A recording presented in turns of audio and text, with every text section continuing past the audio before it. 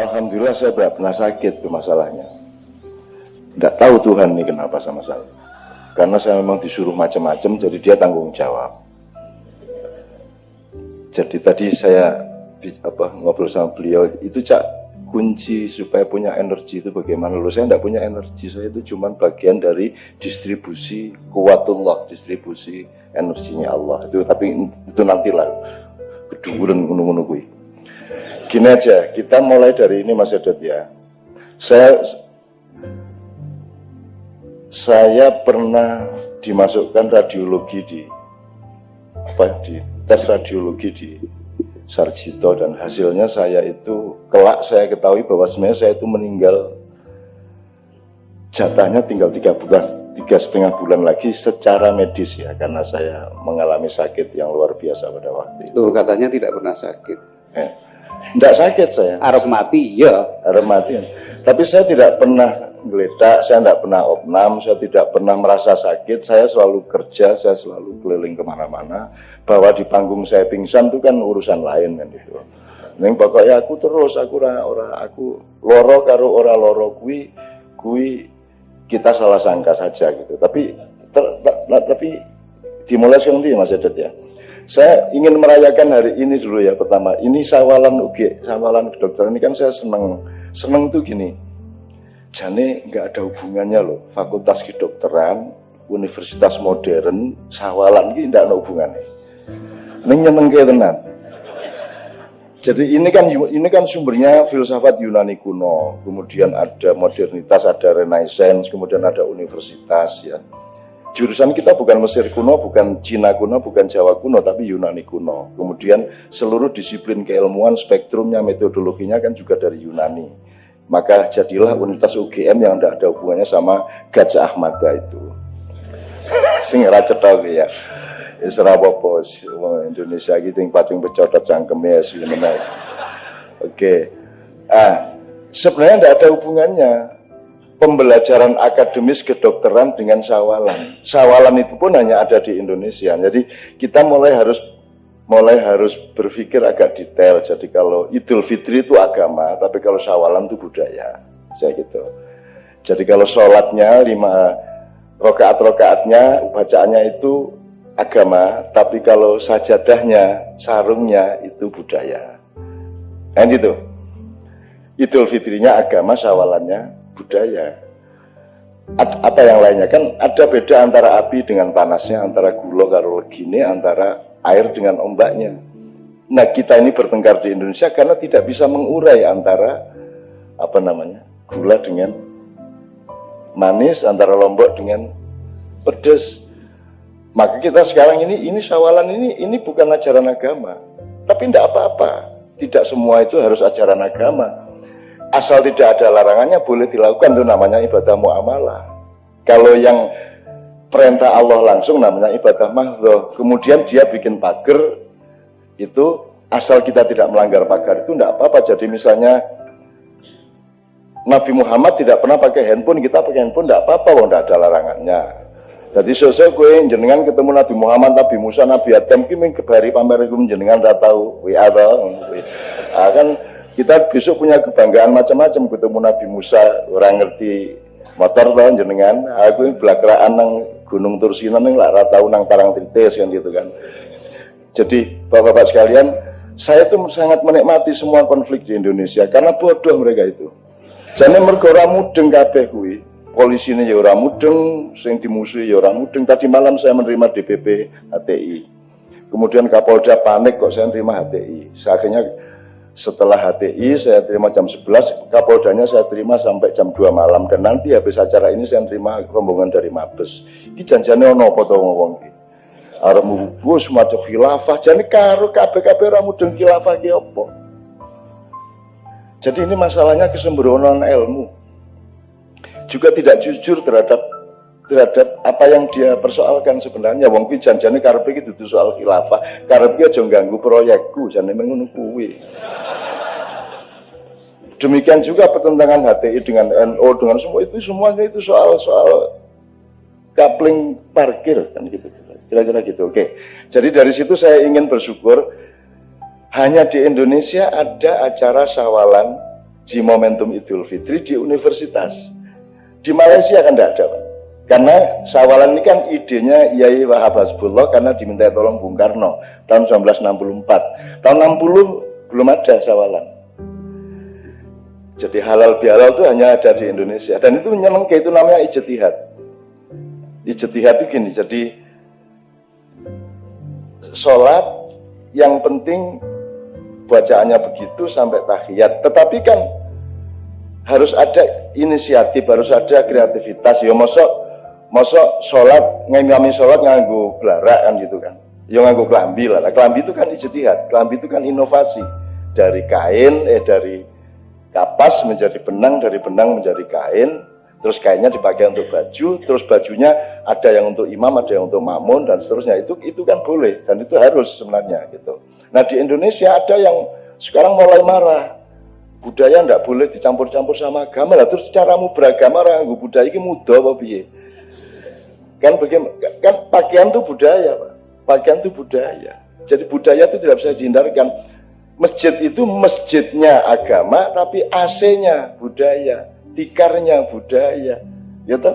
Jendelanya budaya. Jadi tidak bisa agama diwujudkan tanpa budaya. Maka ada Syawalan di kedokteran menurut saya ini garda depan dari peradaban yang akan datang. Besok-besok di Amerika akan begini, besok-besok di Arab Saudi akan begini. Tapi perintahnya Indonesia, karena Indonesia ini satu-satunya negara yang sudah sampai ke tahap ketuhanan yang Maha Esa. Kalau Amerika belum sampai, Korea belum sampai. Ndak mudeng Gusti Allah ra mudeng. Indonesia wis duwe ketuhanan yang Maha Esa, ora ketang salah jane esa kuwi. Ya ora apa-apa lah. Maksud saya gini loh. Boleh nih saya jelasin Mas Yadet? Jadi di Quran tuh ada dua informasi. Satu bilang Tuhan saya kalau menciptakan sesuatu saya bilang kun terus jadi. Innama amruhu idza arada syai'an ayaqula kun terus jadi. Jadi kalau mungkin bil basar sekejapan mata dadi kabeh. Itu di surat Yasin akhir. Tapi ada lagi yang mengatakan surat ayat lain bahwa Allah menciptakan alam semesta dalam 6 hari. Padahal 6 hari itu kalau dalam hitungan para mufasir itu satu harinya Allah itu 500.000 tahun. Lah Gusti Allah kok angel men gak alam semesta dadak 500.000 tahun ping 6 kilo. Piye to kok ora maha kuasa kowe kudu ya des dadi ngono lho.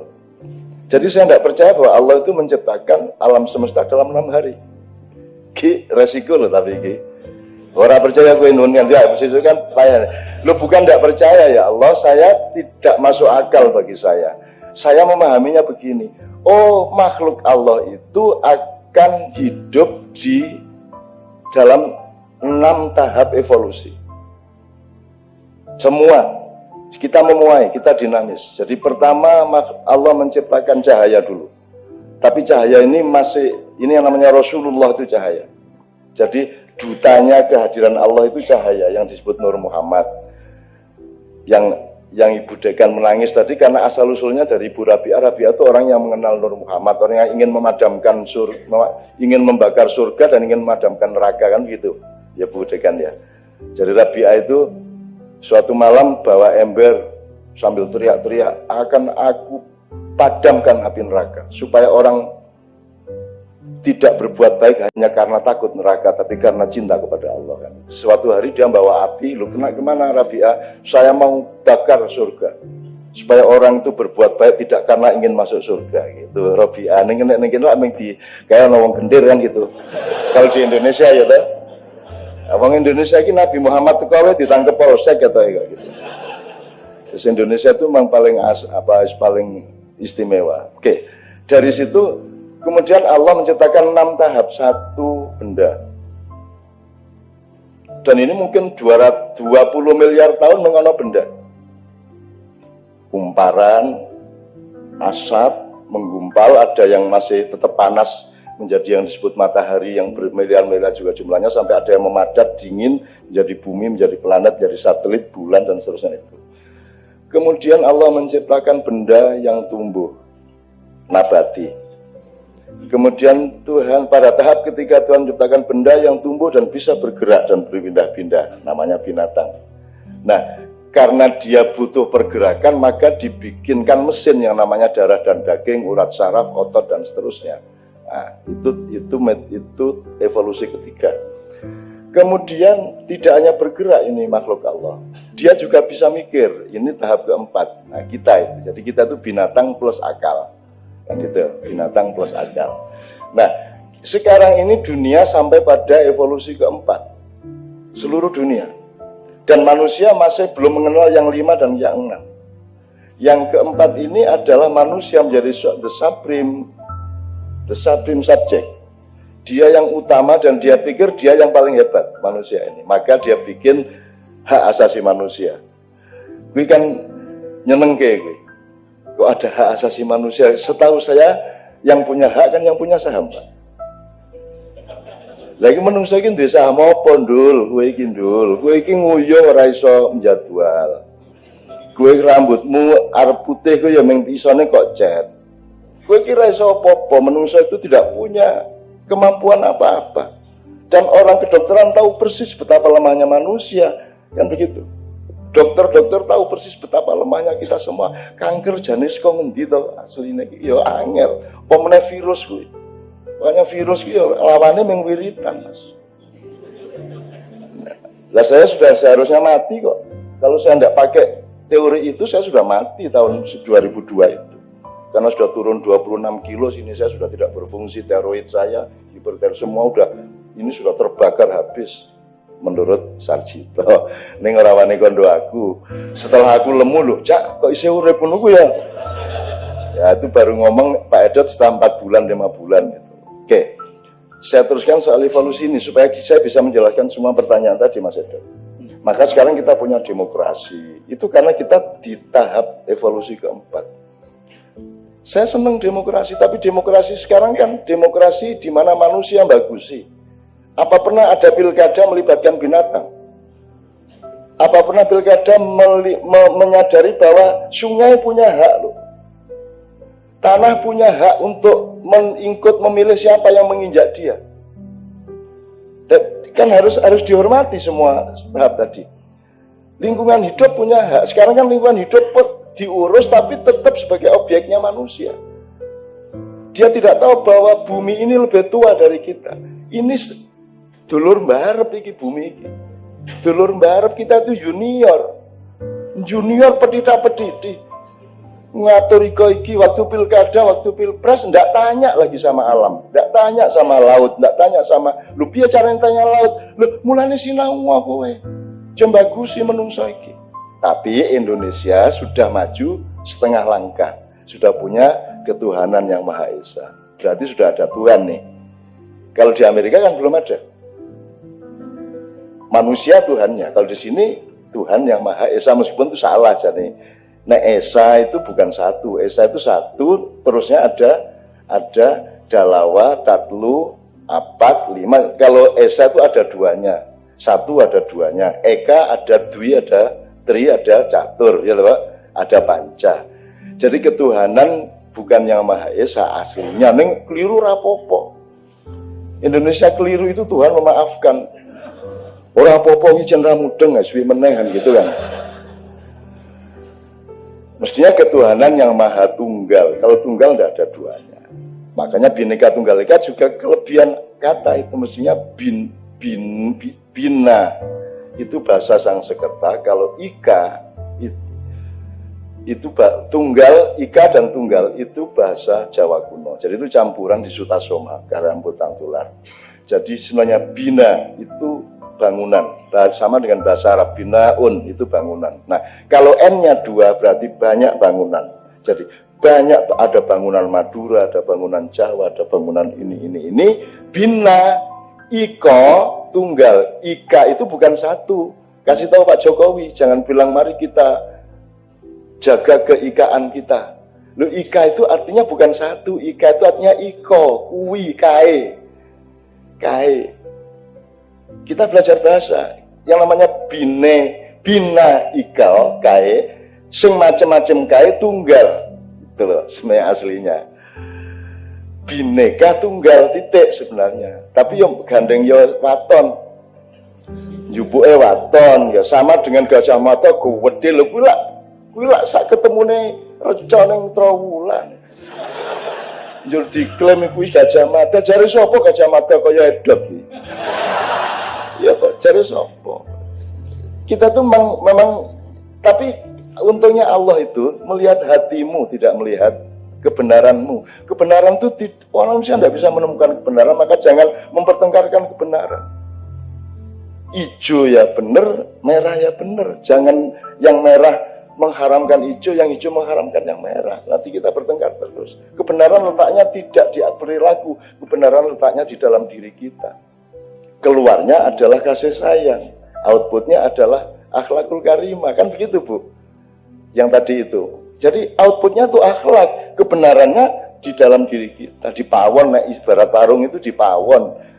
Gitu loh, kowe arep gawe apa wae kan itu urusannya di pawon, merke apa sak di pawon, tapi begitu nyuguhin konsumen di warung, yang kita suguhkan adalah yang baik untuk konsumen, bukan yang benar menurut kita. Kan gitu. Kan gitu. Nah, saya kembalikan ke evolusi tadi. Kita sudah maju nih Indonesia. Boleh nggak saya sekalian sampean supaya ini kan tes Gajah Mada. Ini Gajah Mada sambat, aku kira tau disopo. Jenengku dinggo terus. Neng ora tau nyinaoni sapa aku. Umurku piro coba? Aku mati umur piro coba? Ana sing ngerti? Gajah Mada meninggal umur berapa coba? Kalau ada yang tahu. Lah ya ini sama dengan Unar. Unar sudah akan saya kasih teks mengenai Garuda, kan di sana ada Amerta, ada Unar itu. Jadi teks-teks yang urusannya sama Garuda. Garuda ki ora mudeng. Aku saiki takon, Garuda sing gambar kae itu laki apa perempuan? Ya ora ana sing mudeng iki Indonesia ki jan sembrono. Lah nek tidak jelas Pak gendernya kan perkembangannya kacau Pak. Kalau ada laki-laki merasa dia wanita perkembangannya kacau toh. Kalau ada laki-laki wanita merasa pria perkembangannya kan mal praktek kuwi kok. Nah saya tanya, Garuda ini karepe sing gambar kuwi Sultan Abdul Hamid Pontianak ya gambar awal. Itu karepe lanang apa wedok, jantan apa betina? Ora ono sing iso jawab nganti saiki. Iki siji. Engko tak dudui kowe. Nek wis ora iso jawab. Nomor loro. Untung Allah itu sayang sama bangsa Indonesia. Dia mengizinkan Amerika ngebom Hiroshima Nagasaki itu tanggal 14 Agustus 1945, terus Indonesia merdeka 3 hari kemudian. Ya, sehingga lambang Garuda itu sayapnya 17, ekornya 8. Saiki bayangke nek ngebome Amerika kuwi tanggal 30 Desember. Terus kene merdeka 1 Januari ya Garudane lak ming siji ngene iki. Karo buntute ngene iki. Terus piye Garudane? Jadi saya tuh seneng lihat Indonesia tuh, ya Allah iki anakku sing tak sayang tenan, ya Allah. Kuwi aku mbayangke angger ndelok gambar ngene-ngene iki aku mesti guyu. Walah, ya Allah alhamdulillah merdekanya tuh kok tanggal 17. Bayangin kalau 1 Januari kayak Garudane gini. Itu Garuda. Kapan-kapan saya ceritain asal-usul Garuda ini berdasarkan teks, berdasarkan literasi, berdasarkan main resource, saya nggak berdasarkan khayal saya. Ya, saya mencari bahan-bahan dan saya dapat buku-buku kuno, buku-buku lama dan jadi saya ini Garuda itu bukan burung. Garuda itu nama burung, bukan burung. Kalau burungnya tuh elang, raja wali, ulung, cipret, emprit, ya. Namanya si elang ini namanya Garuda, yang ngasih nama ibunya. Ibunya ini dalam posisi dia dijajah oleh kakaknya sendiri. Kakaknya ini kerjasama sama naga, 44 jumlahnya, sekarang tinggal 9. Ya, itu menjajah adiknya dengan manipulasi-manipulasi, karena mereka dulu itu menebak, itu ada kuda yang lewat di Cakrawala. Ya. Terus 2 bersaudara anaknya raja ini bedean kae, buntutnya warnanya apa, ekornya warna apa, kakaknya mengatakan hitam, adiknya mengatakan enggak, putih. Ternyata begitu kudanya mendekat benar-benar putih, kakaknya panik, padahal perjanjiannya siapa yang kalah akan jadi budak yang menang. Jadi berarti kakaknya akan jadi budak adiknya. Akhirnya si kakak ini memanipulasi, nyuruh naga 44 itu nyembur ekornya kuda. Akhirnya tidak menjadi putih lagi, wis disembur. Ya, akhirnya adiknya kalah, terus dia berpuluh-puluh tahun menjadi budak dari kakaknya. Akhirnya dia berdoa kepada dewa, akhirnya dewa memberi kasih sayang ke dia. Oke, kowe tak kei anak jenengke Garuda.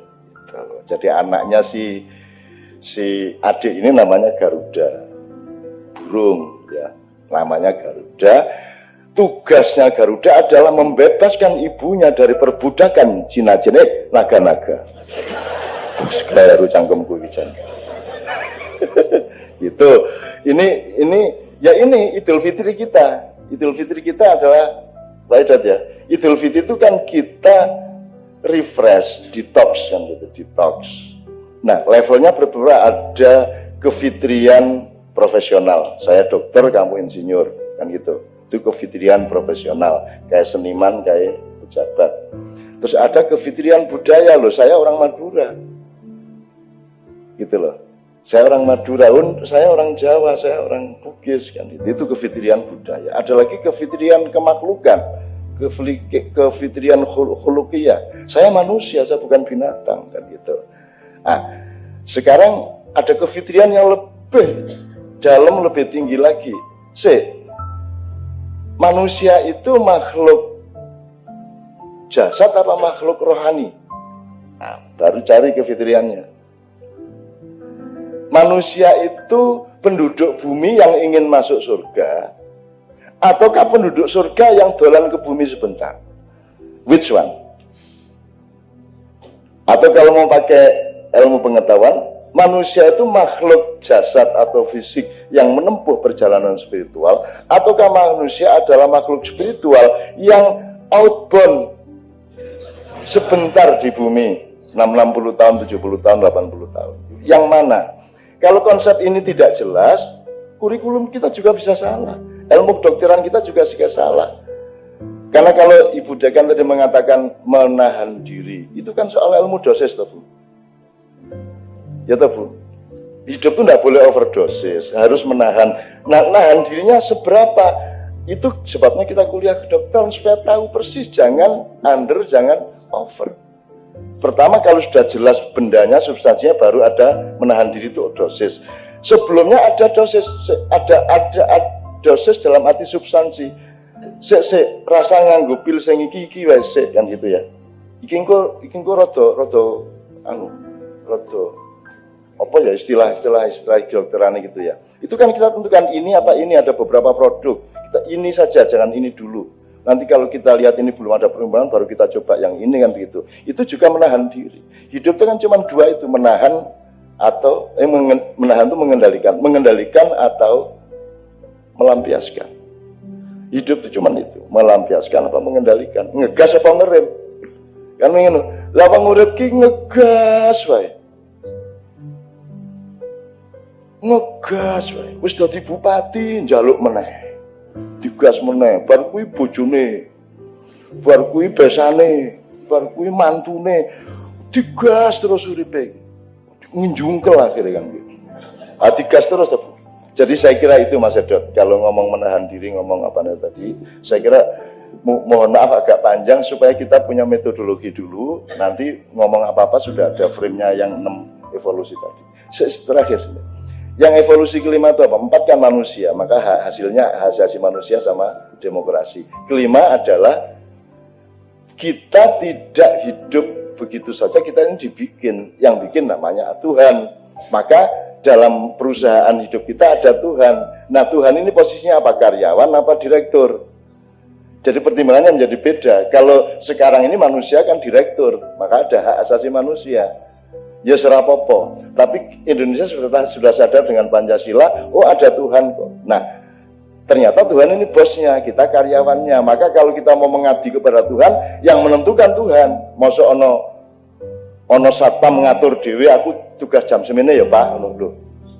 Ora, job desk-nya yang mengatur bosnya dong. Jadi kita ini hidup bagaimana, yang ngatur kan yang Tuhannya. Masa Tuhan malah kita atur, Tuhan awas megang ngabulke. Itu. Nah, ada Tuhan. Nah, Tahap keempat ini yang HTI, tahap 6 ini yang HTI maksud.